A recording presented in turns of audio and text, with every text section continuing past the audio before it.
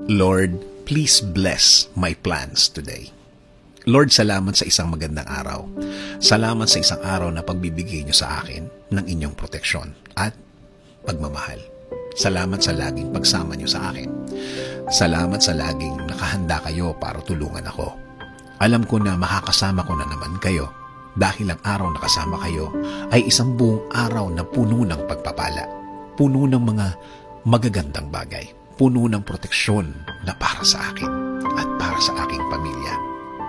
Protektahan niyo po ako sa buong araw ngayon at sa mga araw na parating, Lord. Patuloy niyo pong bigyan ng solusyon ang aking mga problema. Patuloy niyo po akong bigyan ng wisdom. Turuan niyo akong maging mahinahon. Turuan niyo akong maging focus sa vision na ibinigay niyo sa akin para sa aking plano, sa aking buhay. Kayo na din po ang bahala sa aking pamilya, Lord.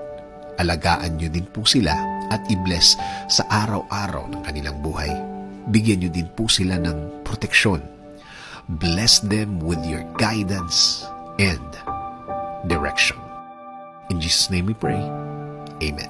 Sabi nga sa Proverbs 16:9, in their hearts humans plan their course, but the Lord establishes their steps.